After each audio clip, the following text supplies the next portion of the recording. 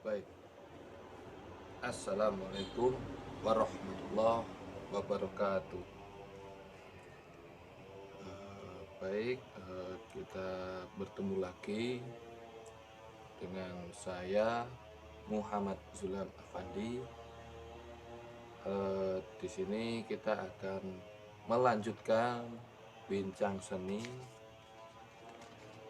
Kemarin kita sudah membahas eh, atau sedikitlah eh, membuat treatment atau apa ya, pendekatan untuk berusaha memahami seni dengan sederhana dalam episode apa itu seni. Nah, kali ini kita sedikit mengulas beberapa dari benda-benda yang Anda foto, yang Anda kumpulkan. eh, Kebanyakan itu masih terlalu apa ya namanya, masih terlalu umum gitu, belum ada masih belum ada alasan atau opini Anda untuk pendekatan ke kenapa benda itu, atau kenapa Anda menganggap benda itu sebuah karya seni atau bernilai seni seperti itu. Bahkan ada beberapa juga yang hanya eh, foto benda saja, terus kemudian menerangkan benda tersebut, mendeskripsikan benda tersebut tanpa memberikan sedikit opini mengenai seni. Dan kebanyakan juga masih banyak yang beranggapan bahwa seni itu harus sebuah karya yang eh, indah, estetik, seperti apa ya, lukisan atau patung dan lain sebagainya, tanpa berusaha melihat nilai-nilai seni yang meskipun itu sedikit yang ada di sekitar kita. Jadi kita masih tertutup dengan karya-karya seni yang agung, yang epik seperti itu, sehingga kita sangat susah untuk menjelaskan nilai-nilai seni yang ada di sekitar kita. Nah, baik, saya kasih sedikit contoh ya, contoh. Jadi benda di sekitar saya, misalkan eh, saya saya memiliki sebuah parfum, parfum melati. Nah, kenapa benda ini, parfum melati ini, saya kategorikan benda yang bernilai seni? Pertama, secara wujud atau bentuk, untuk menghasilkan aroma melati yang khas. Banyak aroma melati memang, tapi untuk aroma yang khas itu perlu keahlian. Nah, perlu ketajaman penginderaan, rasa. Dari situ mulai ada bagaimana seorang atau pengkarya atau pembuat parfum ini berusaha menciptakan aroma yang pas gitu, menurut dia gitu. Dan keindahannya ada di situ, olah rasanya ada di situ. Kemudian yang kedua, kenapa padahal kan hanya sekadar parfum biasa gitu kan, yang tidak biasanya di mana? Banyak parfum melati yang saya miliki, tapi kenapa ini yang saya contohkan? Karena eh, ini adalah satu-satunya peninggalan nenek saya almarhumah.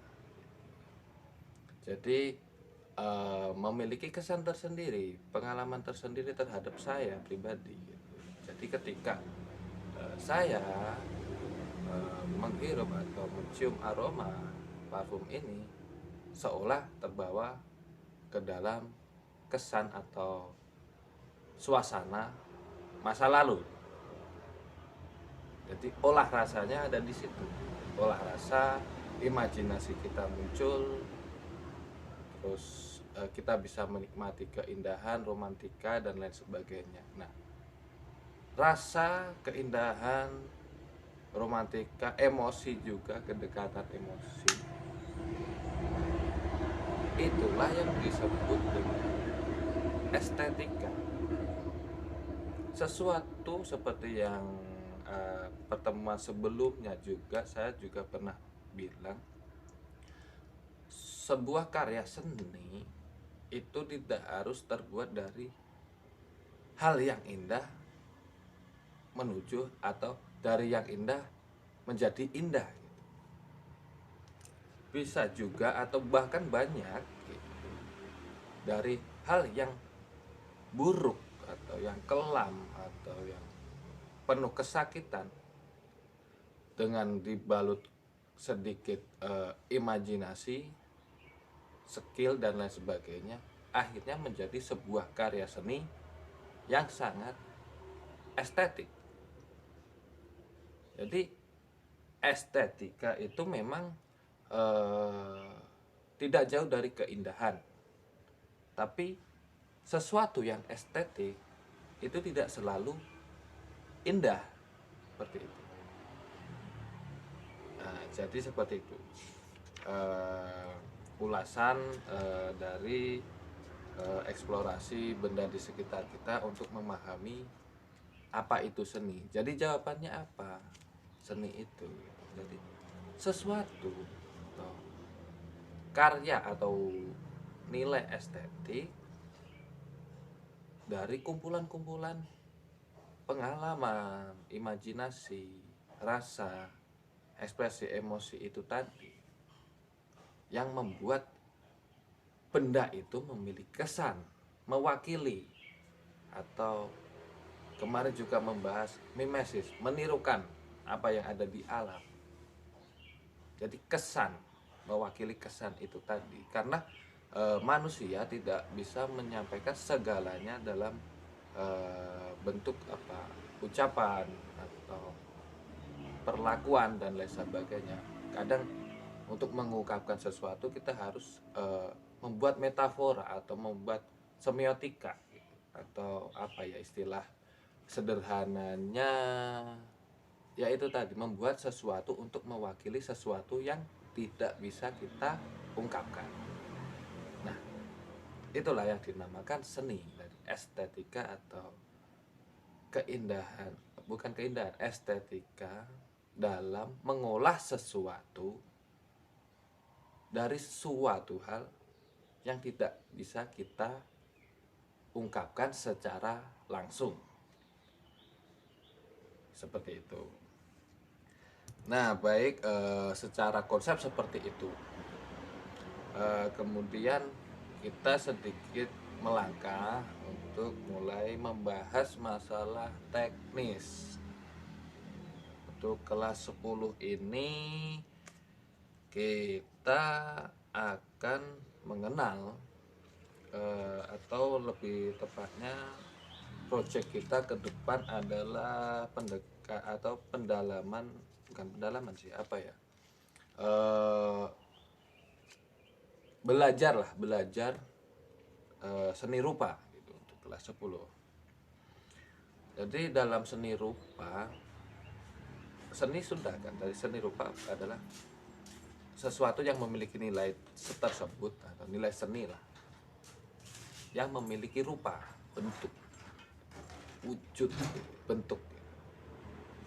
dimulai dari seni rupa 2 dimensi, 3 dimensi seperti patung, 2 dimensi lukisan, gambar, ornamen-ornamen, instalasi-instalasi seperti itu banyak. Nah, untuk belajar seni rupa, pertama-tama dasar-dasar seni rupa itu ada unsur dasar seni rupa itu ada 8. Yang pertama adalah titik, yang kedua adalah garis, sudah tahu kan semua, titik, garis, kemudian ada titik, garis, bidang, ada bidang, kemudian bentuk, kemudian bentuk tadi titik, satu titik, 2 garis, 3 bidang, 4 bentuk, kelima ruang, keenam ada warna, ketujuh ada tekstur, kemudian ke-8 adalah gelap terang. Tidak perlu saya jelaskan semuanya karena saya pikir dari TK Anda sudah mengenal apa itu titik, garis, bidang, bentuk, ruang, warna, mungkin tekstur lah nanti, dan gelap terang. Nah, terus langkah pertama kita akan mendalami unsur yang pertama, yaitu titik. Untuk bisa sebenarnya titik cuma titik ya, titik kok perlu gitu untuk sebuah seni rupa gitu kan. Cuma titik, bagaimana mengolahnya? Nah, di situ maka dari itu kita sedikit atau kedepannya juga kita akan mulai mengenal apa itu nirmana. Jadi mungkin yang belum pernah dengar itu, nirmana itu suatu, nir itu apa, tanpa ya kalau nggak salah, nir tanpa, mana makna, sesuatu yang tanpa makna gitu. Apa ya, abstrak lah semacam itu. Jadi untuk lebih pahamnya Anda bisa searching di Google, banyak. Nah, bagaimana membuat nirmana titik ini tidak hanya titik sekedar misalkan ya, misalkan titik cuma titik gitu kan, titik ya, buat apa titik ya, apa seninya? Bukan hanya seperti itu, tapi titik di sini yang dimaksud adalah poin ya. Poin maksudnya adalah bulatan-bulatan titik itu tadi. Jadi kita mengolah besar kecilnya titik itu, poin itu tadi, kemudian bentuknya bentuknya kita coba lah.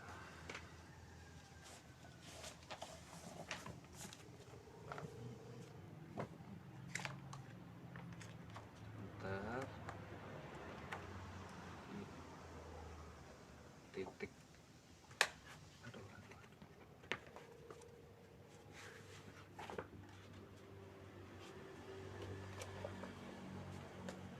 Nah, titik ya, jadi bukan hanya titik, tapi kurang jelas, merah.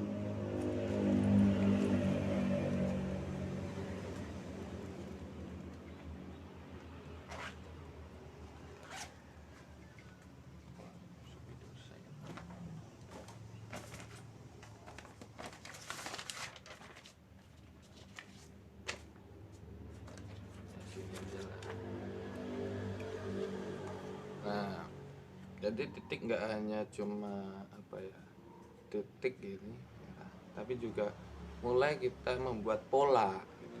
Dalam membuat nirmana kita membuat pola ya, semacam, jadi kayak semacam mungkin di eh, di SMP atau MTS atau di SD, bahkan Anda juga mulai sudah diperkenalkan untuk membuat batik atau semacam apalah pola-pola gambar tertentu. Nah, itu salah satunya adalah perkembangan dari nirmana itu tadi. Jadi tugas ini itu titik kecil, kemudian ada titik besar, kemudian ada lebih besar, besar gitu ya.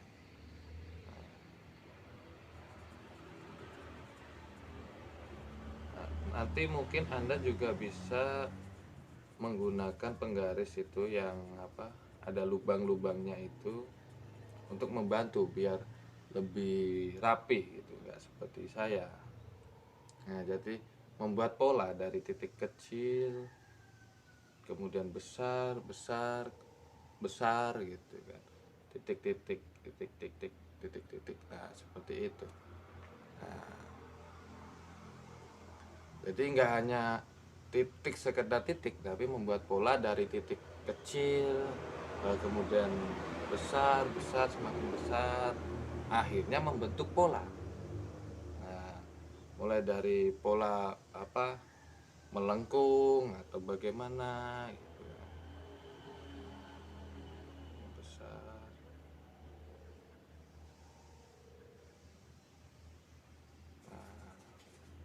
Mau yang berbelok atau atau nanti ada akan terlihat gradasi gitu. Jadi dari titik yang besar ke semakin kecil akan memunculkan gradasi atau peralihan. Nah, mungkin contohnya nah nah seperti ini. Nah, sebuah nirmana seperti ini.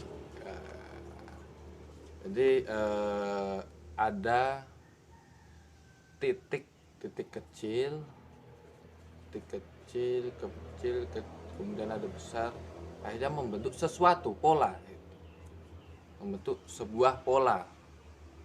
Jadi hanya pola, yang penting bisa dinikmati. Jangan terburu-buru untuk membentuk sebuah wujud atau gambar dulu. Jadi